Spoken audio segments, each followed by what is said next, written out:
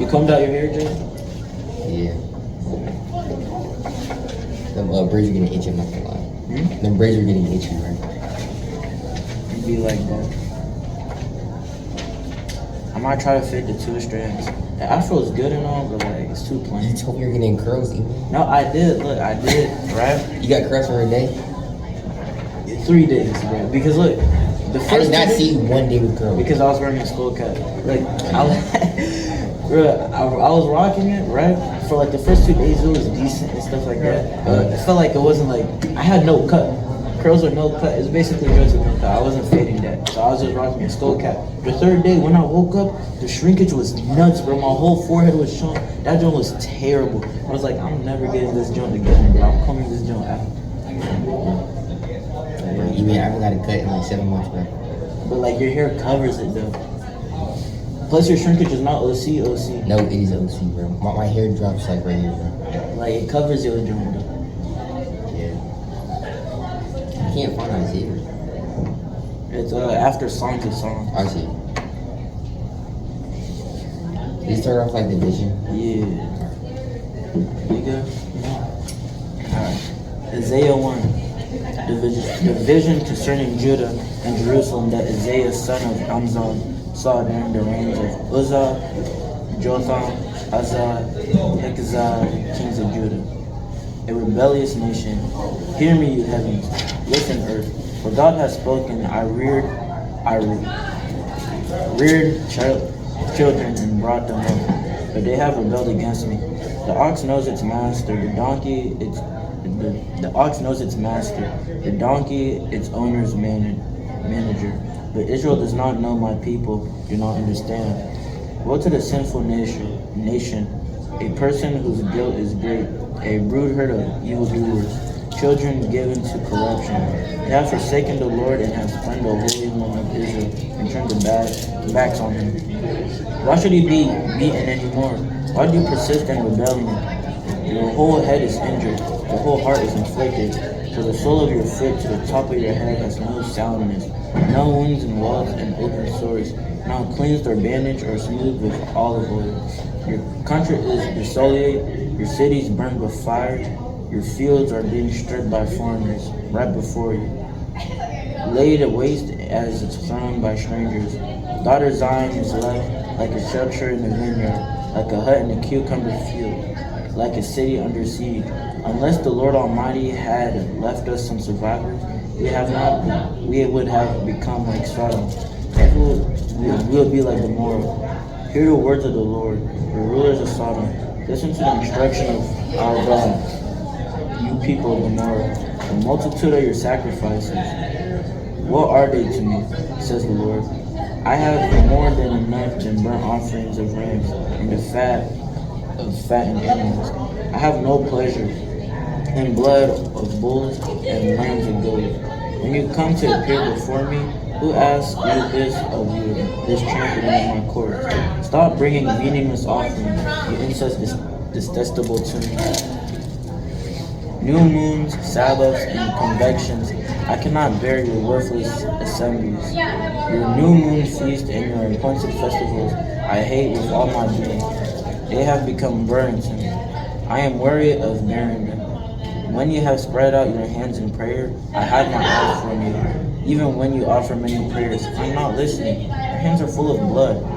Wash and make yourself clean. Take evil deeds out your sight. Stop doing wrong. Learn to do right. Seek justice. Defend the oppressed. Take up the cause of the fatherless. Plead the case of the widow. Come now and let's settle the matter, says the Lord. Through your sins are like scarlet, and that shall be white as snow. But they are red as crimson, and they shall be like wool. If you are willing and obedient, you will eat the good things of the land. But if you resist and rebel, you'll be devoured by the sword, for the mouth of the Lord has spoken. See how faithful cities have become prostitutes. She once was full of justice, righteousness used to dwell in her, but now murderers. Your silver has become dross, your choice wine and diluted with water. Your rulers are rebels, partners with thieves, and they all love bribes and chase after gifts. They do not defend and cause the fatherless and the widow's case does not come before them. Therefore, the Lord Almighty, the mighty one of Israel declares, I'll vent my wrath on my foes and avenge myself on my enemies. I will turn my hand against you. I will thoroughly purge away your dross and remove all your impurities. I will restore all your leaders in the days of old, your rulers at the beginning. Afterwards, you will be called the city of righteousness, the faithful city. Zion will be delivered with justice, her penitent ones with righteousness. The rebels and sinners will both be broken, and those who forsake the Lord will perish. You'll be ashamed because of your scarred oaks, in which you have delight. You'll be disgraced because of the gardens that you have chosen. You'll be like an oak with a fading leaves, a garden without water. The mighty man will become tender, and his work will spark. Both will burn together, but with one to trench the fire. I don't know. I mean, I only know a little about Israel, but what I really know about it is like Israel. I don't know. It's kind of like the city of Israel, like disobeying God. And it feels like, especially in verse 19 and 20, it says, "If you're willing to be obedient, if you're willing and obedient, you will eat the good things of the land. But if you resist and rebel, you will devour by the sword. For the mouth of the Lord has spoken." Hey, isn't it the title? It's what is the title again? Yeah. Yeah, I feel like it's just a message to like all the people that like kind of go against God. I think it's like for a message for people like, yeah, that rebel against God, and not only that, but it's kind of like, how can I say?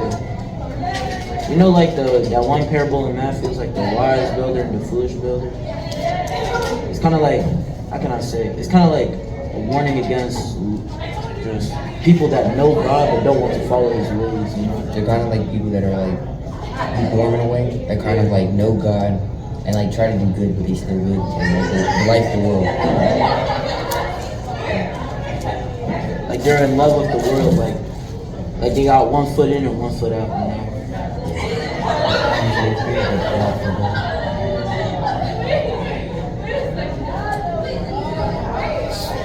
Isaiah took the mountain of the Lord. That is what Isaiah, son of Amos, was concerning Judah and Jerusalem.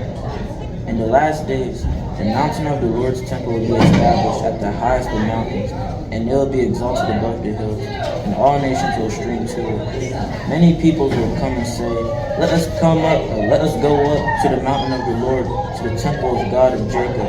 He will teach us his ways so that we may walk in his paths. The law will go out from Zion, and the words of the Lord from Jerusalem. He will judge between the nations and will settle disputes for many people. They will beat their swords into plowshares and their spears into pruning hooks. Nations will not take up sword against nation, nor they will train for war anymore. Come, descendants of Jacob, let us walk in the light of the Lord.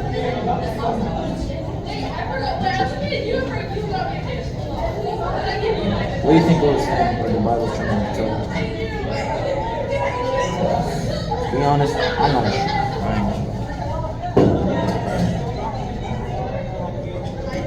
I have no clue. Look like it's one of those moments where we just gotta keep reading and find out. The day of the Lord. You, Lord, have abandoned your people. Wait, like, I have a question. What does Zion mean? Like they're saying the daughters of Zion, and when they say right here, the law will go out from Zion. Is Zion like a place? Pretty sure. I saw on the title in the Lauren Hill album, Mount Zion. I don't know. I'm not too sure.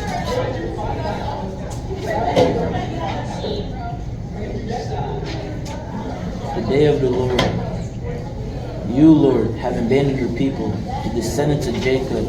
They are full of superstition from the east. They practice divination like Philistines and embrace pagan customs. Your land is full of silver and gold, and there's no end to their treasures. Your land is full of horses, and there's no end to their chariots.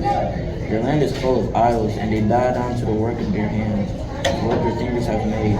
So people will be brought low, and everyone humbled beyond forgiven. Go into the rocks and hide in the ground, for the fearful presence of the Lord and the splendor of his majesty. The eyes of the ignorant will be humbled, and the human pride will be brought low. The Lord alone will be exalted in that day. The Lord Almighty has a day in store for all the proud and lofty, for all that is exalted, and they will be humbled. For all the cedars of Lebanon, tall and lofty, and all the oaks of Bashan, for all the towering mountains and all the high hills, for every lofty tower, for every fortified wall, for every trading ship, for every stately vessel. The ignorant of a man will be brought low, and human pride humbled. The Lord alone will be exalted in that day, and the idols will totally disappear.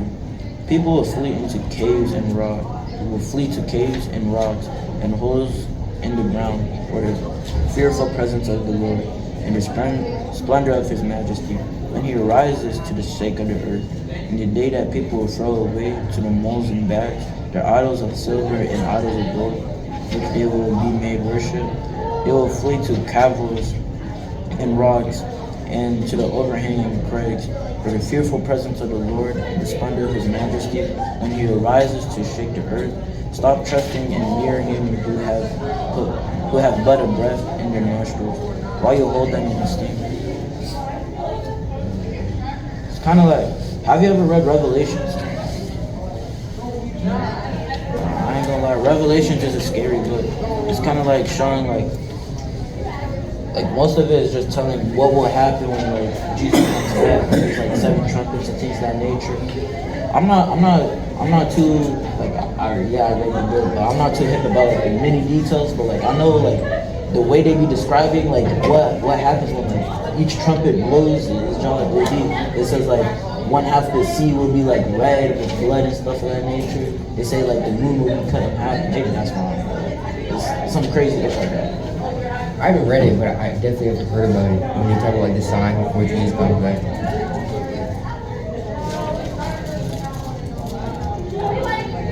It's kind of this chapter is kind of like telling us like who are we to like condemn God or like check him. You know what I mean? And it's kind of like the day that people like their heart is like stone cold, or like they just like rely on themselves and not on God. It'll show on that day when Jesus returns how they don't be humble and be like, yo, I should have followed God. I think it's like relying on anybody but God. This is idols, mere humans, not just yourself. You know. I did find it interesting how it says, for the fearful presence of the Lord and the splendor of his majesty, and he rises to the shaking earth. It says it twice. First time in 19, and then second one in 29. I think it said it before him. No, maybe I'm tripping. No, I also said no, never mind.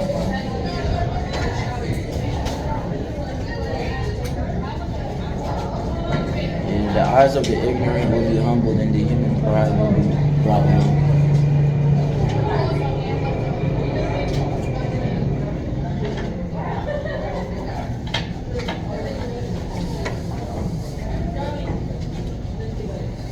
Oh yeah, it also says it in 10. Yeah.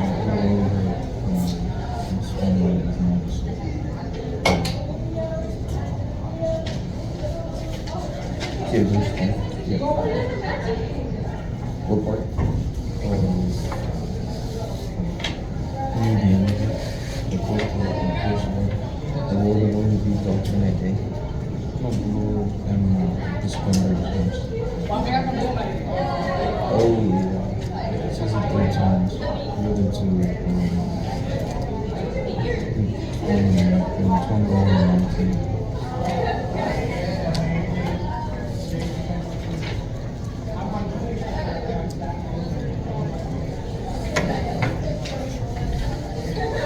Isaiah 3. Judgment on Jerusalem and Judah.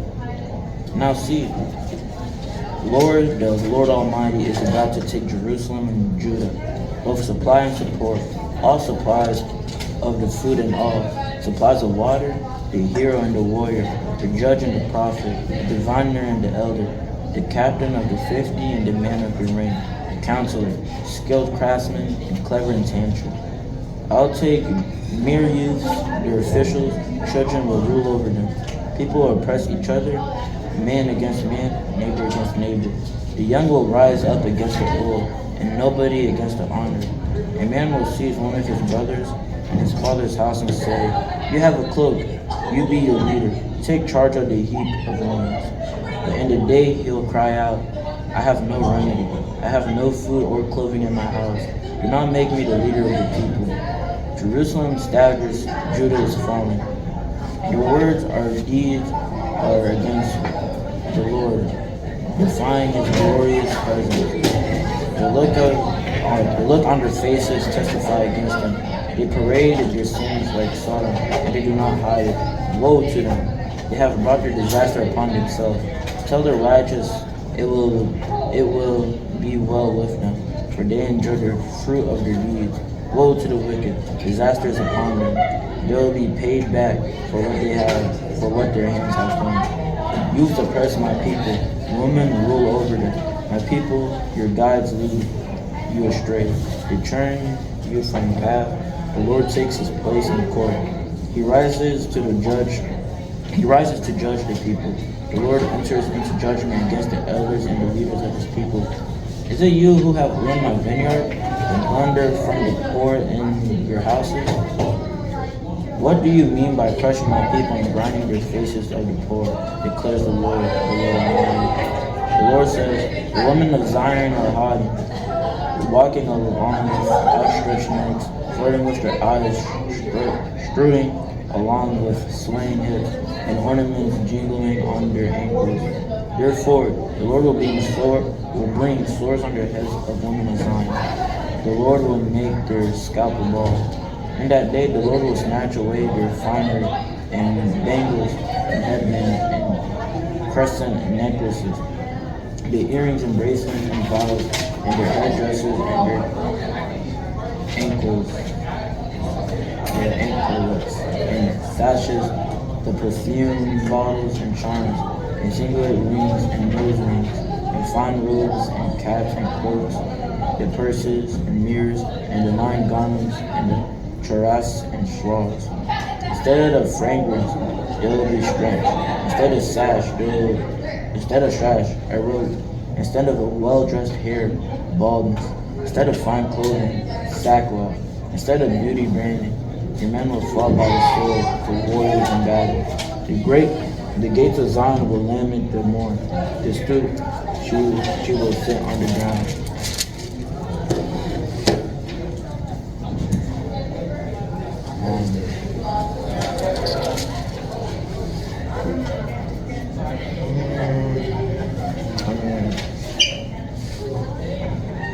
What you got from there?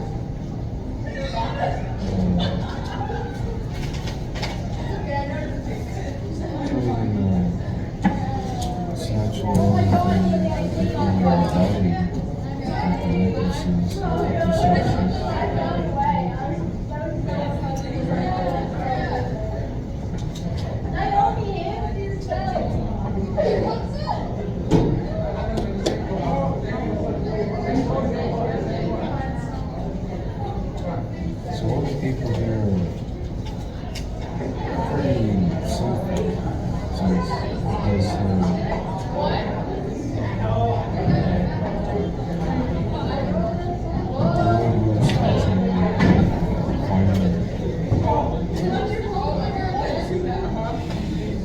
Look like just off reading these 3 chapters, look like the city of. I think they're talking about the city of Jerusalem and Judah, because it says it on the title of chapter 3. They're like, yeah, you're like a lost cause. To be honest, it kind of sounds like the world today, because even like till this day, like for me, like I had like this football senior bowl thing, right? We just had a game Saturday.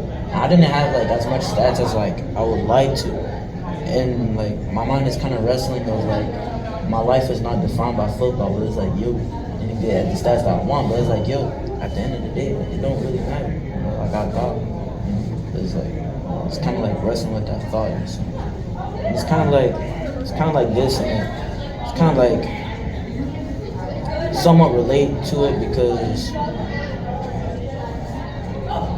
like I used to be at the point where I felt like football was everything, you know, and I was like so prideful. I was like, I don't know how to explain, but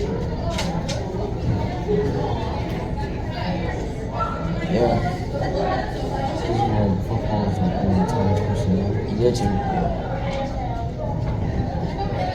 So you trying to make football relate with Isaiah 3? Yeah. Why it was bad? And I'll be honest with you, man, I don't really understand Isaiah. Like, I feel like it's been kind of like this is talking about judgment, and the last one was the Mount of the Lord. It's kind of seemed like more like a warning, and then Isaiah 1 was. I really like. I don't know where Isaiah is going. Yeah, John. I mean, like, same. I ain't gonna lie. I'm just trying to say something. Like, I really. That's why I feel like anytime I read the Bible, I have to read it like 6 times over. I just don't understand. Anyone want you guys want to read the next chapter or you want to skip? I read Isaiah. In that day, 7 women will take hold of one man and say, we will eat our own food and provide our own clothes. Only let us be called by your name. Take away our disgrace. The branch of the Lord. In that day, the branch of the Lord will be beautiful and glorious, and the fruit of the land will be the pride and glory of the survivors of Israel. Those who are left in Zion will remain in Jerusalem will be called holy, all who are reported among the living in Jerusalem. The Lord will wash away the filth of romance of Zion. He will cleanse the bloodstains from Jerusalem by a spirit of judgment and a spirit of fire. The Lord will reign on Mount Zion, and over those who are there, a cloud of smoke by day and blow of flaming fire cloud. Over everything that boy will be canopy. It will be a shelter and shade from the heart of the day, and their refuge and hiding place from the storm and rain. Alright, bro, I'm gonna stretch it up. What? Zion. I think Zion's a place, because I remember in the Bible it said the Mountain of Zion. Double check that. I'll go over it close. Thank you. All right. About to keep this on together. All right, you have a good break. Thank you. Yeah.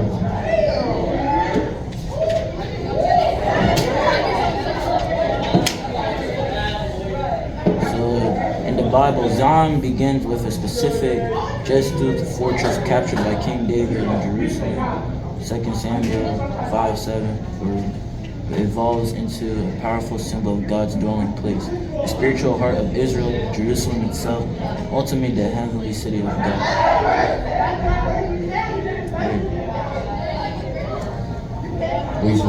Mount Zion is a place. Yeah, cities and It's a city.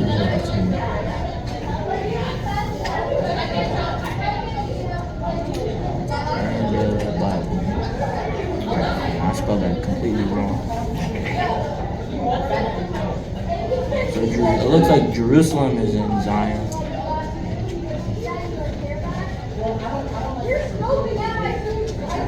Mount Zion is probably like Mount Everest over there. I'm not too sure. Israel is in that joint. Oh yeah, because it says Israel is the daughter of Zion, and it has like future Zion that is like in Hebrew later. So it's kind of like it's kind of like a country. Like how they just, I mean, they got Jerusalem and Israel in that joint. I want to say maybe it is a country. We'll only find out if we keep reading.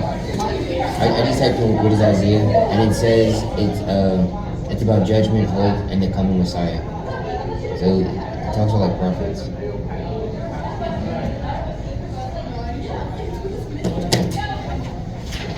It is odd because the next chapter says the song of Vineyard. I don't know where they're going with this. Isaiah 5, Song of Vineyard. I'll sing for the one I love, a song about his vineyard. My loved one has a vineyard on a fertile hillside. He dug it up and cleared it of stones and planted with the choicest vines. He built a watchtower and cut it out with winepress as well. When he looked for a crop of good grapes that yielded only bad fruit, now you dwellers in Jerusalem and people of Judah, judge between me and my vineyard. What more could have been done for my vineyard than what I have done before? When I looked for good grapes, why did I yield only bad? Now when I tell you, what am I doing for my vineyard? I will take away its hedges, and it will be destroyed. I'll break down its walls, and it will be trampled. I'll make it a wasteland, neither pruned or cultivated, and barriers and thorns will grow there. I'll command the clouds not to rain on it. The vineyard of the Lord Almighty, the nations of Israel, and the people of Judah are the vines he delighted in. And he looked for justice, but saw bloodshed. For righteousness, but heard cries is distress. My mind's kind of tangled up in that. I ain't gonna lie. I'm lost in this. So vineyard really like high value?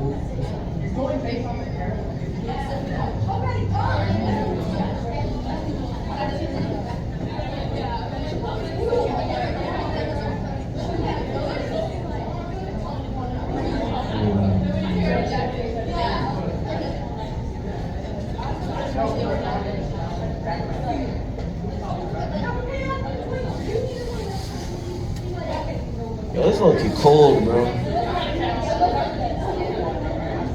not that cool. Honestly, man, I feel like we should do a praying.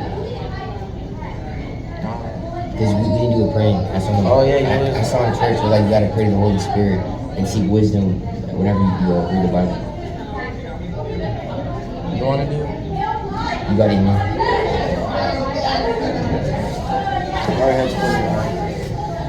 Heavenly Father, hallowed be your name. Kingdom come and rule the reign on earth as it is in heaven. Give us today our daily bread and forgive us for our debts. Forgive us for our days. Lead us not to temptation, but deliver us from the evil. Heavenly Father, I thank you for just blessing us another day so we can just read the Bible and just try to get closer to you, God. God, let us not only like learn from your word, but let us like also understand it and just apply it to our daily lives. And let us, and whenever we just walk around the school, let people just see you through us. Just make me pray. But yeah, we just gotta do that, man, at the start. I always feel like anytime I do that, I always understand the Bible more. Like it kind of just like makes more sense.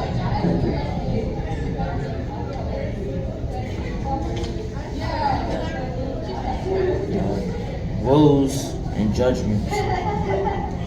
Woe to you who add house to house and join field to field till no space is left, and you live alone in the land. The Lord Almighty has declared in my hand, surely the great houses will become desolate, and fine mansions left without competence. A 10-acre vineyard will produce only a bath of wine, and homer of cedar will yield only a ephah of grain.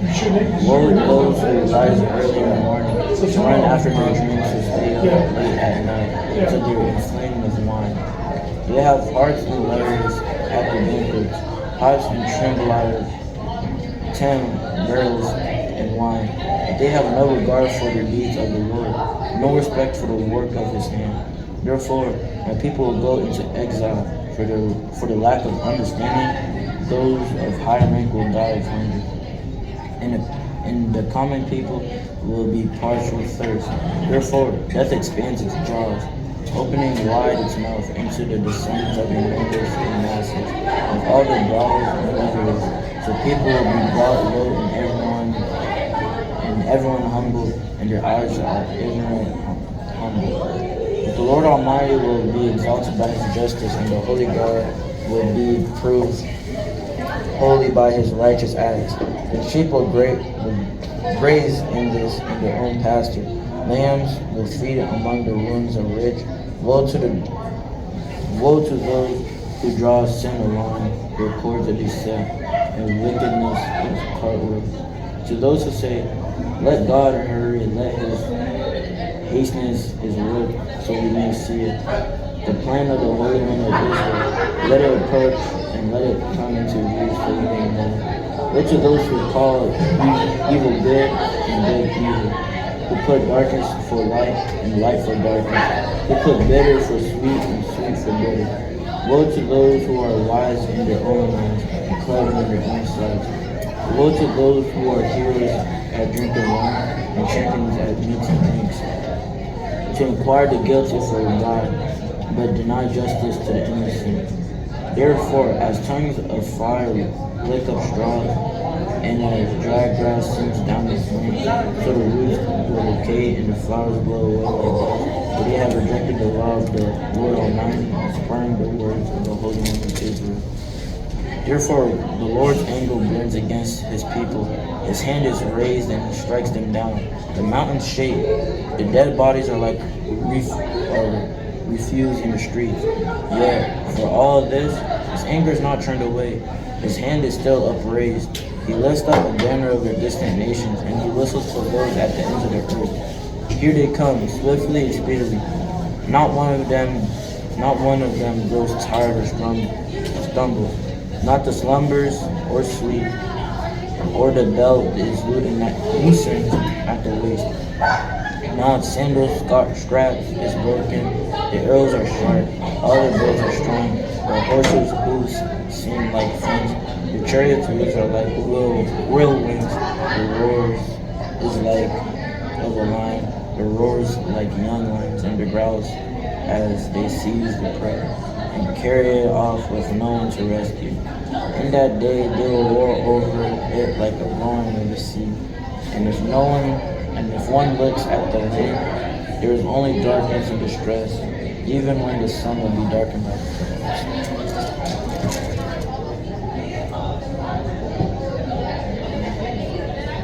I think they was talking about like how broken. I want to say Zion and Jerusalem and Israel, but I might just say Zion, but I might be completely wrong saying this. But it was just basically saying like how can I say? Yeah, how broken Zion is, you know? Because like it was saying like this in verse 20. Woe to the people who call evil good and good evil, who put darkness for light and light for darkness, who put bitter for sweet and sweet for bitter. Woe to those who are wise in their own eyes and clever in their own sights. You know what I mean? It's kind of talking about the people in the place, you know. It's low key, like it's kind of like today's age in a sense too. I was gonna say something like that. I feel like Isaiah to us seems kind of confusing because it's so basic. Because it's kind of like I don't know how to explain this, but Isaiah was talking about like the people. You know that part was like woe to the one who says evil is good and evil, and like how he's like kind of talking about basic things. To us, it's like basic understanding, but it's the Bible's understandings that I don't know how to word this, but like you know they say take the Bible, like this is the Bible and not your own self, and it's kind of just imploring these basic morals in your own life. That makes any sense. Someone makes sense. It's kind of like we live in this world, like we're so used to the evil of this world that we think it's normal and like good, but like the things of the Bible, like in the worldly view is kind of like evil in the sense of like not normal. Yeah. That's all.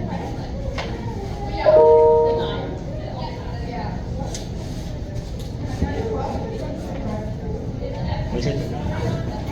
I think more of how the majority thinks something like a lot would be, I don't know, because they say people say good is evil and evil is good. So I was thinking relate something to like a blog, because the majority, as long as multiple people see something as good, and even if it's morally universally bad, it doesn't matter.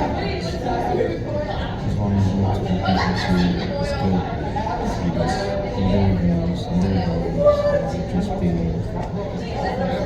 good to them. I guess that's what this chapter is talking about. It's just saying there is a right, but not everybody sees it. No, this okay remind me of this one day I was serving at an Easter service for church, right? And one of my homeboys, like, we was talking about it, and like, I don't know how we ended up talking about this. I said, if you look at a woman lustfully, you committed adultery, and he's like, yo, adultery is a sin? Or like that, or like he was surprised, like just looking at somebody lustfully was adultery, because like he thought that joint was just normal, Yeah. Because like when you follow Jesus, you're born again. So you have to restart your entire mind. Because what you think is normal is not normal. That's what you think is normal is not normal. In God's sight. Yeah. God is the universe.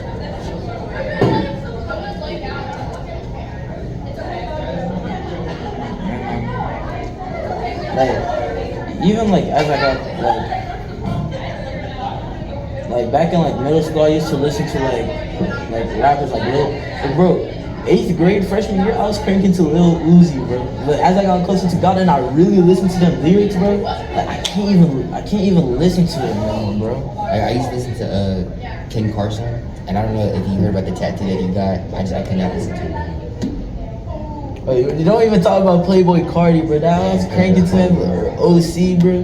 And once I really listened to the lyrics, especially like maybe, like correct me if I'm wrong, but like that album called Red or something like that. Yeah, that joint is like the It's crazy how like the world like deceives it, and the fact like they paint it as normal, like they see you crazy if you don't listen to them. And these people just try to play it off like it's a song or something, like it's regular, or it's just like calm down, don't take it so serious. But when you have like an AirPod or headphones and that's what you listen to, that's what your mind goes to. Literally, it's kind of like every action you do kind of like affects you. It does go to your personality and everything that you go through. True, yeah. Yeah, because I remember this one time you was talking to me, Jayden. You was saying like the rappers that you listen to is kind of affecting you, because like the more you listen to it, the more like lustful thoughts you think. I've been really thinking about it, and that's just facts. Like the more you feed into the world, the less you think about God.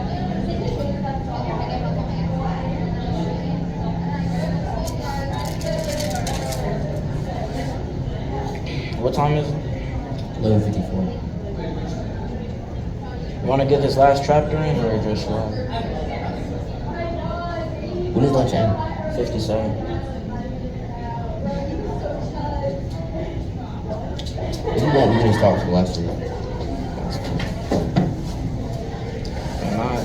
Isaiah, it don't make sense, but at the same time it do. I feel like Isaiah's just like keeping you sharp and just keeping your morals right. No, quite literally. It's like don't go too far down in the path. You know what I mean? I think that's how you really live. Like, it's such a basic level. It's difficult to understand. You have to go all the way back to your first learnings of morals. Yeah. That's what I realized, because like right now I'm in kind of like in a season in life where I'm just like trying to listen and like understand people more.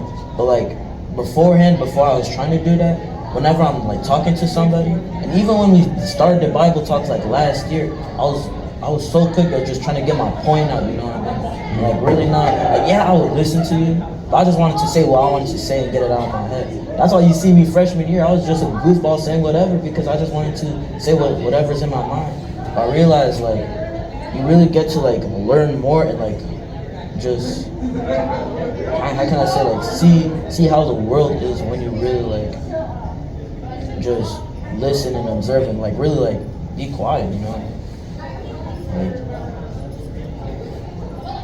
Like you could get so much information just from listening.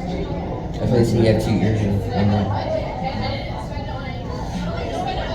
Wait, are you saying like listen to people or like listen to the world? Listen to people, or like just like kind of just observing, you know? Like because I don't want to say like listen to the world, like follow what the world is like that. I don't mean it like that. I'm just like, how can I say it? Just see how life lives. Speaking of seasons, I feel like I'm in a season of just like living day by day and not worrying about the future. Before, I feel like I worried so much about the future and it stressed me out, and I had a plan and my plan aligned with God's. It made me feel like depressed. But now living just day by day, you can't really get depressed, you can't really get sad, you just live day by day to be better the person you were yesterday.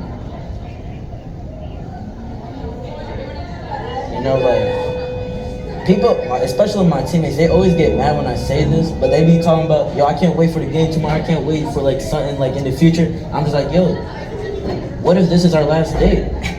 Yeah, but you mean, we keep talking about like a nuke or something?